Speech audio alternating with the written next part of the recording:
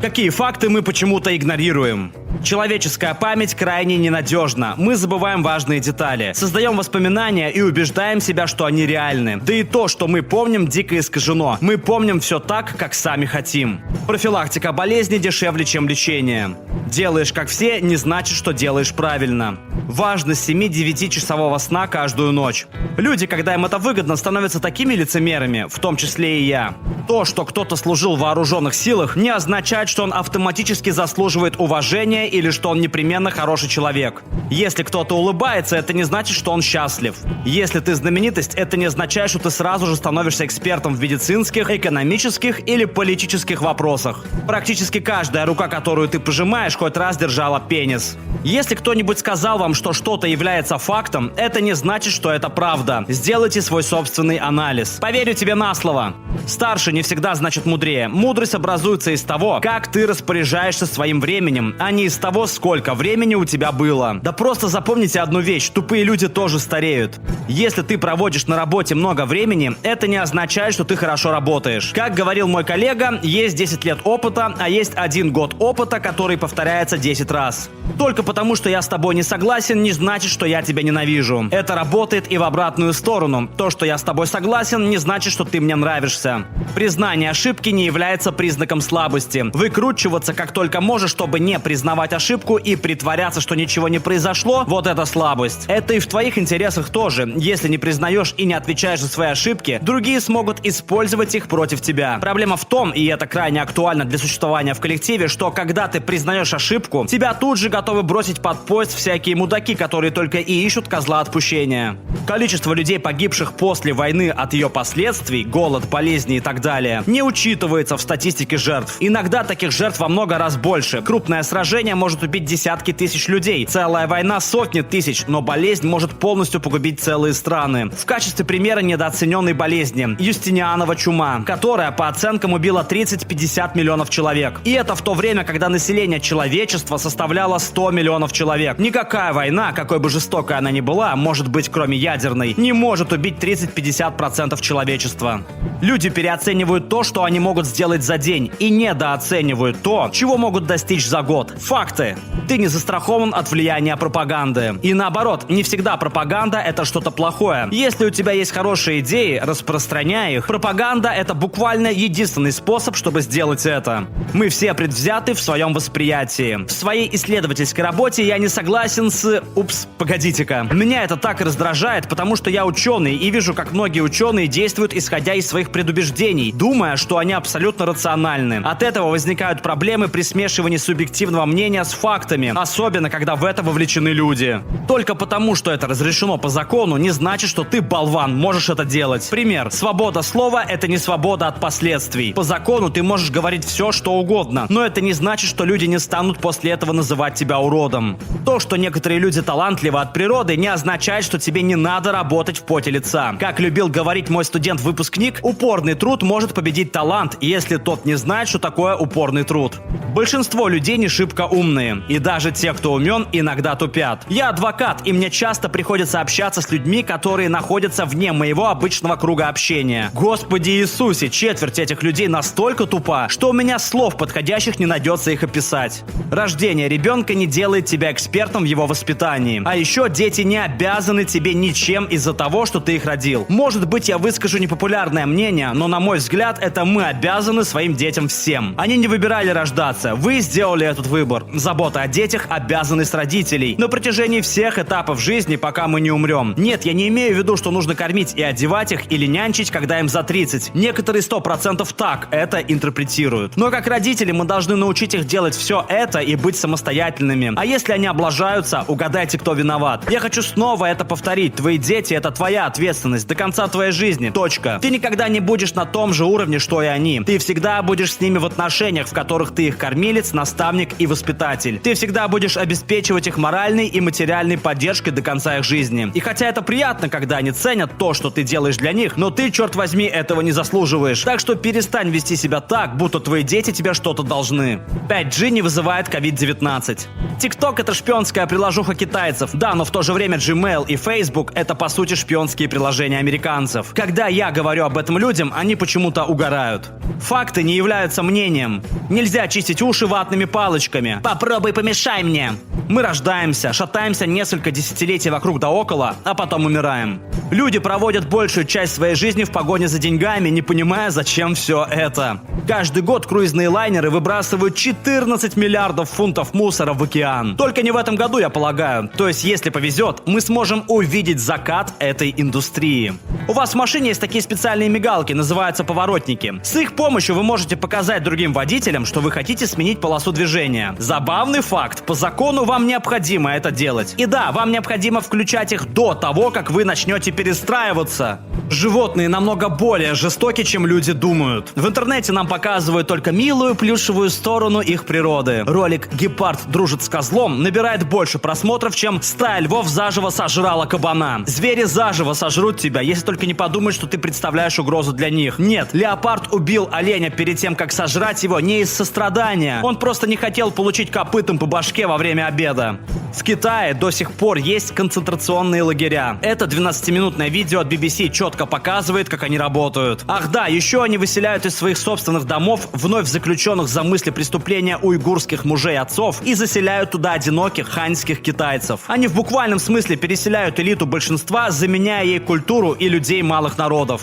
Во Франции казнь при помощи гильотины отменили только в 1977 году. А еще до 2001 года рабство юридически не считалось преступлением. Быть хорошо известным не всегда означает быть популярным. Тебя ведь могут знать как чела, обоссавшегося прямо на уроке. На самом деле все зависит от того, какое определение использовать для слова «популярность». Одно из определений, например, часто встречающееся. И да, не осуждайте меня за то, что я обоссался на уроке. Алкоголь — это яд. Алкоголь — это лучший яд. При правильной дозе все яд. Если ты богатый, то это еще не значит, что ты шаришь, как делать деньги. И ты автоматически не становишься человеком, которому следует доверять в принятии деловых решений. А еще это не значит, что ты умный. Люди почему-то любят так думать. Никогда не стоит недооценивать всю мощь тупости толпы. Джордж Карлин. Великие умы мыслят одинаково, да и у дураков мысли сходятся. Опыт неравнозначен навыку. В зависимости от ситуации люди подстраивают под себя те факты, которые им выгодно использовать в конкретный момент. Касатки и дельфины, на которых вы ходите поглядеть в аквапарке, несчастливы. Никак не могу привыкнуть, что для большинства людей это не очевидно и непонятно на логическом уровне. Величественный гигантский океан или крошечный резервуар, который окружают жуткие орущие существа. Что а плюс б все в квадрате не равно а квадрат плюс б квадрат. Как учитель геометрии я очень понимаю тебя. Все мои ученики усвоили это правило в прошлом году, а потом сразу же забыли о нем. Вам нужно перемножать. Помните правило? Ученик. В прошлом году проходили. Ученик. Я пишу формулу. Вот так. Множим первое с первым, крайние, внутренние, последнее с последним. Студент. Я что, должен всегда так делать? Да, всегда. Правила математики те же, что и в прошлом году. Не надо рожать детей, если вы эмоционально и финансово не готовы к этому и не имеете стабильного партнера. Что для большинства людей означает «никогда». Это хоть и в меньшей степени, но относится и к домашним животным. Если вы не можете позволить себе кормить и ухаживать за собакой, кошкой или любым другим питомцем, не стоит их заводить. То, что фильм или книга годные, не значит, что тебе они обязательно должны нравиться. Большинство людей старше 20 лет хотя бы раз в жизни встречали убийцу. Простуда и грипп вызываются вирусами, а не холодом или влажностью. Да, хотя при этом, находясь долгое время на холоде или промокшем, твоя иммунная система ослабевает, и ты становишься более уязвим к вирусам.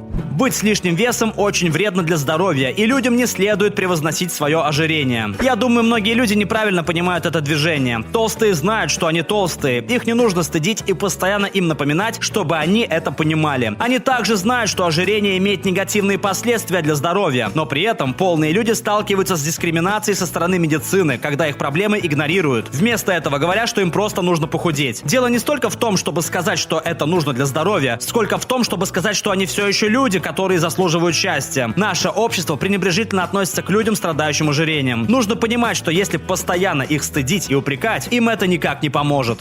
Что наука не может доказать обратное. Например, показать, что прививки не вызывают аутизм. В своих многочисленных исследованиях ученые не находили подтверждения тому, что они его вызывают, но при этом они не могут доказать обратного. Астроном на связи. В последнее время мне приходит много сообщений с вопросами про комету или астероид, который вот-вот нас размажет, а коронавирус — это просто прикрытие. Таких сообщений все больше, и это уже нечто большее, чем обыденные теории заговора. Я думаю, людям тупо скучно сидеть дома, и они проецируют какой-то экзистенциальный страх на все это. Такие сообщения всегда ведут к тому, что человек говорит: но можешь ли ты доказать, что ни один астероид на нас не свалится? И я не могу этого сделать. Да ни один астероид, который я знаю, нас не размажет. Но что-то всегда может прилететь со стороны Солнца, как это было с русским метеоритом несколько лет назад. Я всегда могу пояснить за какой-то конкретный объект или о том, почему правительство не может скрыть появление астероида и так далее. Но люди сейчас буквально одержимы этим невероятно крошечным шансом, который возникает из-за того, что я не могу сказать со стопроцентной уверенностью, что этого не произойдет. Я немного расстраиваюсь, потому что это не то, о чем людям сейчас нужно беспокоиться. Прямо сейчас у нас есть реальные проблемы, о которых надо думать и решать. Большое спасибо за просмотр. В комментариях под видео напиши, какие факты мы почему-то игнорируем. И не забудь посмотреть наши другие классные ролики. Пока!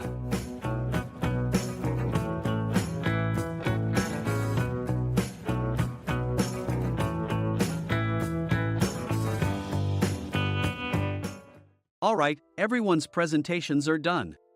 Nick, the manager, said as he tried to move the discussion forward. Excuse me, I haven't.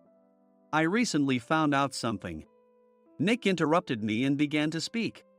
There's apparently someone in this department who didn't graduate high school and is just a part-timer. Meetings should be for employees only. Absolutely right. His lackey, Mike, of course, agreed with Nick. I'm leaving. After leaving the meeting room, I started to shut down my computer. I noticed that an email had arrived, not in my personal inbox, but in the company's shared email. Thinking, there's no point in speaking up, no one will listen, I went home quietly. The next day, I heard a commotion from Nick's desk. He was staring at his computer screen, his face pale. Nick? Is something wrong? Mike looked at the screen with him. And he turned even paler than Nick. Why is he so angry? Knowing the reason for Mike's distress, I thought to myself, serves them right. My name is Adam. My mother passed away when I was in the 9th grade, and I was raised by my father. Well, you could hardly call it being raised. After my mother passed, my father changed. He drowned his sorrows in alcohol, and though he still went to work, he squandered our living expenses on horse racing. Because of that, I had to start working part-time as soon as I entered high school. Every month, I went to the convenience store with bills in hand that couldn't be auto-deducted from my father's account. Even though I endured it because I didn't want to be alone, I reached my limit in my second year of high school and dropped out. I found a live-in job at a distant inn. Thank you for everything. The day I left home, my father, still staring at the TV, spoke. Take care. That was our last conversation. Back then, 18 wasn't the age of majority, so I needed my father's permission to work, and I couldn't hide my place of employment. Yet, my father never visited me even once. I kept working just to survive, and before I knew it, I was 42. Years of hard work paid off, and I was transferred to the headquarters. I was thrilled to be recognized by the company, as I thought I'd be working in the field until retirement due to my lack of formal education.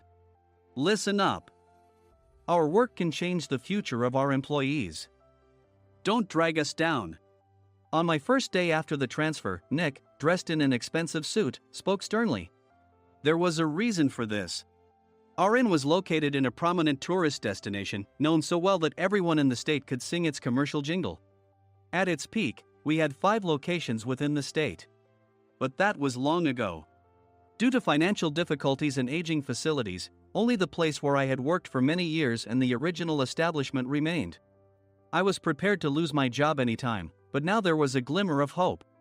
With the rise of social media, the tourist area where the inn was located started gaining attention again.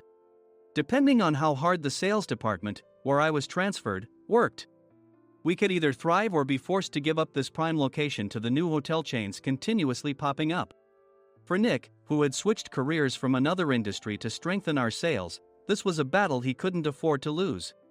I understood why he had to be strict. I will do my best. Nick sneered at my enthusiastic declaration. did you not hear what I said? I'm sorry. I thought I was listening carefully. Out of habit from years of customer service, I apologized reflexively, though I had no idea what had offended him. Someone was watching me with a smirk. In this department, there are those who are expected to excel and those who have been shoved here because they have nowhere else to go. You are the latter. It was Mike, the section chief. He's 7 years younger, at 35. But he was called to headquarters much earlier than I was and had been moving around within the headquarters ever since. I'm not jealous, but I can't accept that he's my boss. Graduating from a prestigious university, he has an unusually high pride and caused many problems as a newbie, making things very difficult for me when I was the front desk leader. When I found out Mike was transferred to the sales department a month before me, I was disheartened. Mike is right. With just a middle school diploma, there's not much you can do. Don't even think about achieving results. As if I didn't exist, Nick remarked, I'm thirsty. Mike eagerly ran to the coffee maker. It seems Mike is Nick's lackey. I regretted being happy about my transfer to headquarters, wishing I had stayed on site forever. Send a direct mail to every company on this list by the end of the day. Nick only assigned me tasks that even a new graduate could handle. What? There are over 1,000 companies. You want me to send to all of them by today? Yes, if you and your fellow misfits split the work, even those with nowhere else to go should finish by today. I glanced at the employees typing away expressionlessly. They were worn out from customer service, only thinking about leaving on time, or were women reassigned after having children, with zero motivation for work. Even Sam, a new graduate from the same university as Mike, who was supposed to be among the expected achievers, had no enthusiasm for the job, having joined the company wanting to do customer service. I don't care what they say, I plan to quit anytime, he said. Only Nick and Mike were highly motivated, making all the decisions between the two of them. I originally only wanted to work at the inn to survive and had no particular attachment to this job. I swallowed my words, thinking I had no right to reprimand them. About a month after the transfer, Nick told us with a frustrated look. To commemorate the 50th anniversary, we've decided to create a plan exclusive for one group per day. Originally, Mike and I were supposed to come up with it, but our president, Mr. Thompson, insists on hearing everyone's opinions. So, you all get a chance.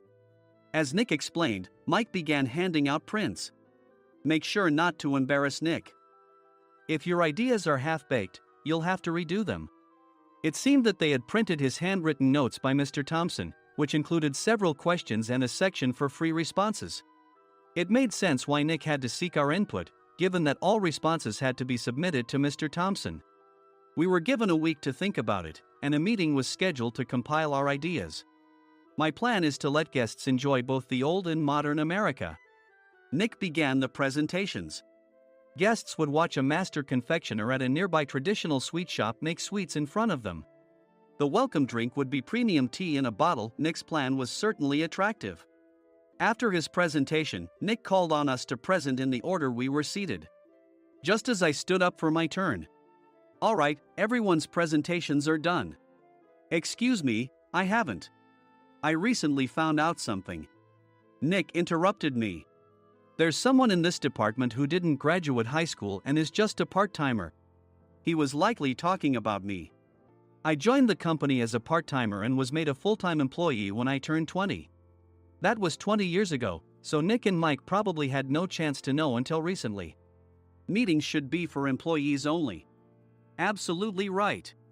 After that, Nick kept creating opportunities to solicit everyone's opinions, purposefully excluding me from speaking. The meeting unexpectedly heated up and went past the scheduled end time. A few people asked to leave, and the discussion continued with the remaining few. Still here? Normally, you'd leave in that situation. Though I had no attachment to the job initially, hearing kind words from customers made me want to make them happier. For someone like me, with nowhere to go, the inn was my home and customer service was my life. I felt pathetic about my current self. I'm leaving. I left the conference room and started shutting down my computer. I noticed an email had arrived, not in my personal inbox, but in the company's shared email. Thinking no one would listen to what I had to say anyway, I quietly went home. The next day, while preparing the DM as instructed, I heard a commotion from Nick's desk. In his haste to stand up, he hit his knee on the desk. He stared at his computer screen, his face pale. "Nick! What's wrong?" Mike, thinking he should be the first to rush over, approached Nick while still wearing his coat. He peered at the screen with Nick. And he turned even paler than Nick. Why is he so angry? Who is responsible for this company? Nick, more irritated than ever, asked, and Mike answered without checking. Probably Sam. Sam wasn't there because he was attending a morning training session for new hires. Nick gave up on getting angry and returned his gaze to the screen. They were looking at an email that arrived right after the end of the working day yesterday. Apparently, no one, including me, had checked it before leaving. The email was from a large company that used us for their annual employee trips. The president and executives of that company also frequently used our services personally. President of the company, Mr. Mason himself, had declared that neither he nor his company would ever use our services again. Well, some companies cancel their employee trips or stop using our services due to financial struggles. Let's just move on. Mike kept wiping the sweat from his forehead with a handkerchief. Knowing why Mike was so agitated, I quietly watched their interaction. Do you know how much revenue we get from that company? We can find other guests to fill the rooms, but we'll lose the banquet costs, gift shop revenue, rental car fees, and more. Moreover, the gifts were supposed to be prepared by the traditional confectionery shop involved in Nick's proposed plan. If it's known that we incurred such a huge loss at this critical time, Nick's position in the company would be jeopardized. Nick took a deep breath, seemingly trying to calm himself. All right, Mike. Go to New York right now and apologize to Mr. Mason. What? You're coming with me, right? I have urgent work to do. I trust you, which is why I'm entrusting this to you. Please. Mike, believing Nick's sincerity, agreed with a determined look on his face, saying, yes. That's Nick for you. Even if Mike went to apologize, Nick would shift all the blame onto him if the client didn't change their mind. Well, it was Mike's fault to begin with, so it served him right. About 3 hours later, Sam answered a call from somewhere and repeatedly apologized, saying, I'm very sorry. Everyone watched to see what was happening. After ending the call, he informed Nick with a weary tone. When Mike arrived at the client's company, he only made things worse, further infuriating Mr. Mason. He was demanding, get his boss here immediately. It was no wonder Sam was exhausted, dealing with such a call right after returning from training. What is that idiot doing? All right, Adam, you're coming with me. If sacrificing Mike didn't work, then I must be next. Normally, I'd want to refuse at all costs, but I saw an opportunity in this situation. If I can be of assistance, I'd be happy to join you. I obediently followed Nick, and we flew to New York. When we introduced ourselves at the reception, it became clear how serious the situation was, as the receptionist personally escorted us to the president's office. Angry voices leaked through the door, making both Nick and me uneasy. Excuse me. I'm Nick, the supervisor. I understand my subordinate has caused you trouble, and I deeply apologize. Nick, with his experience in the corporate world, knew enough to offer an apology before excuses. However, his customer service skills left much to be desired. I sighed as I saw Mike trembling like a small dog in the corner of the room. What kind of training are you giving your subordinates? Mr. Mason glared at Nick with a red face. The intensity of his gaze made even Nick take a step back. Regrettably, I joined this company only 2 years ago and was unaware of Mike's issues. I should have identified his shortcomings sooner. Indeed. I should have realized sooner. No sensible person would come to apologize and then give a lengthy presentation on the drawbacks of not using their in. Nick froze, his mouth slightly open. Suspecting the worst, I picked up the documents that had fallen to the floor. It seemed Mike hastily prepared these documents on the plane, listing the disadvantages. Disadvantage 1: if you change the venue for the company trip, employees might suspect it's for cost-cutting reasons, leading to a negative impression. Reading it aloud half-jokingly, Nick snatched the papers from my hand and checked the contents with a furious expression.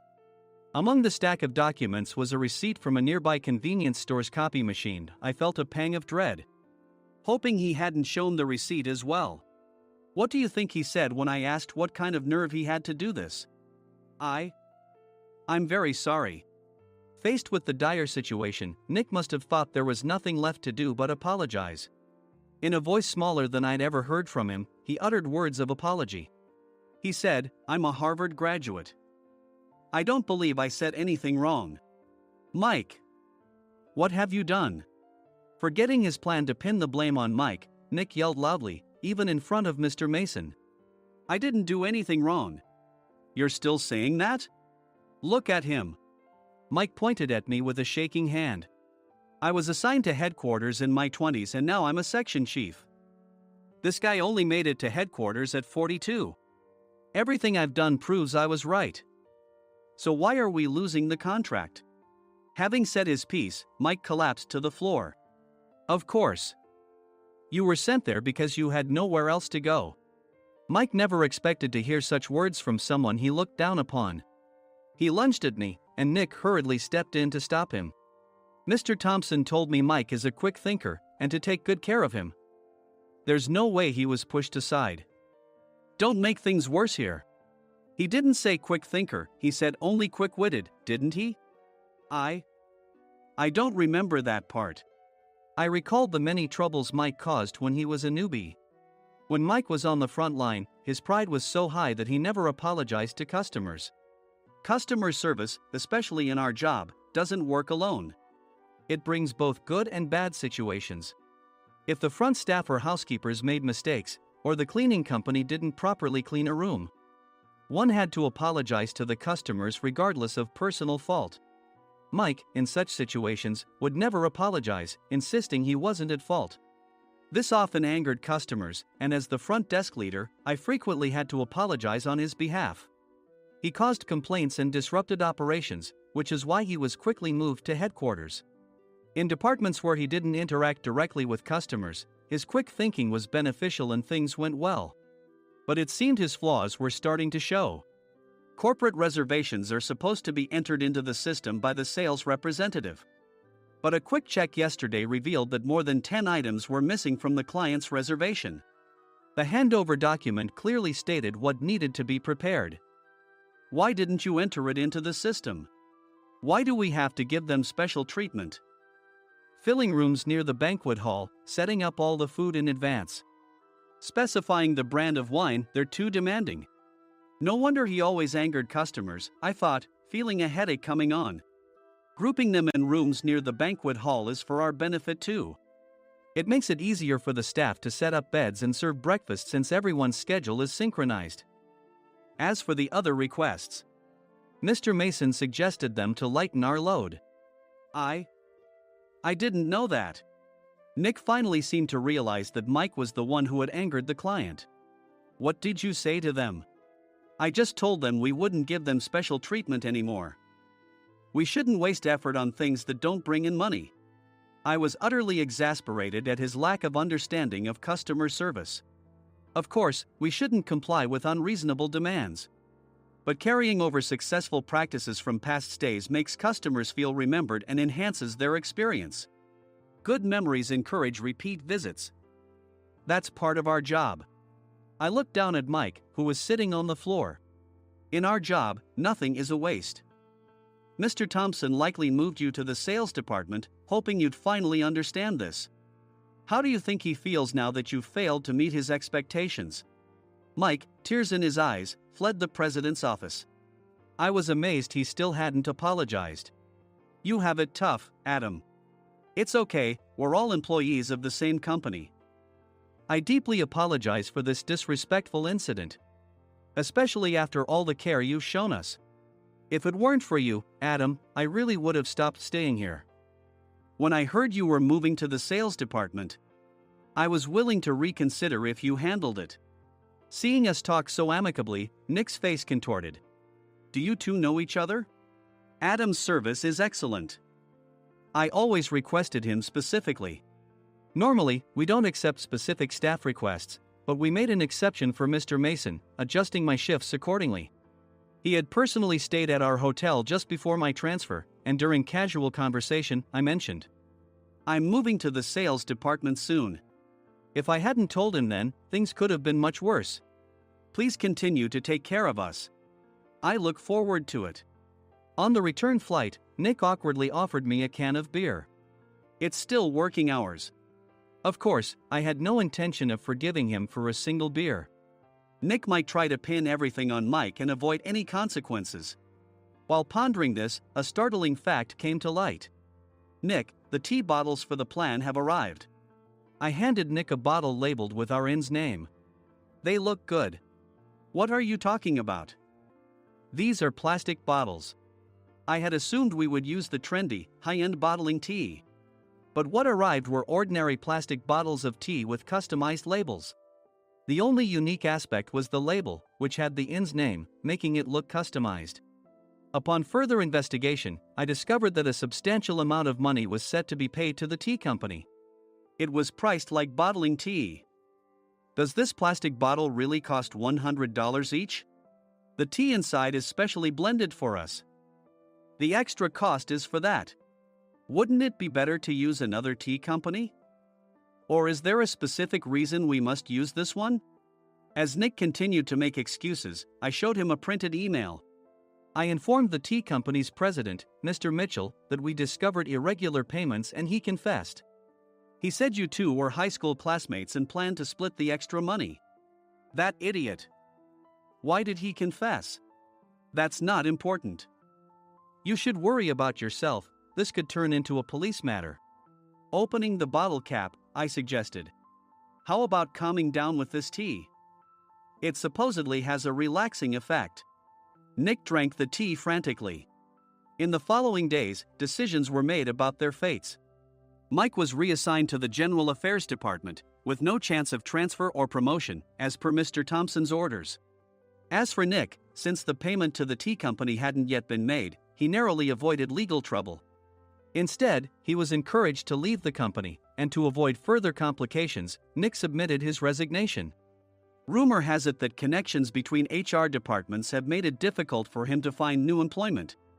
Even though it was good to have those two gone, something unexpected happened in the sales department. Everyone became motivated and united in refining the 50th anniversary plan. In the end, my plan was adopted. We collaborated with the Tourist Information Center to provide personalized guides. The plan, tailored to the number of guests, was truly special for the 50th anniversary. Hey, is Adam's family coming to stay? I immediately booked that special plan for my family. Sam noticed it on the reservation list and quickly picked up on it. Yes, I'm inviting my father. That's great. I might invite my parents too. I lacked the courage to face my father just as Adam. But here, with the confidence Mr. Mason praised, I felt ready. The 50th anniversary plan was a perfect opportunity to reconnect with my father. I hoped to bring back the days when we could laugh together as we once did.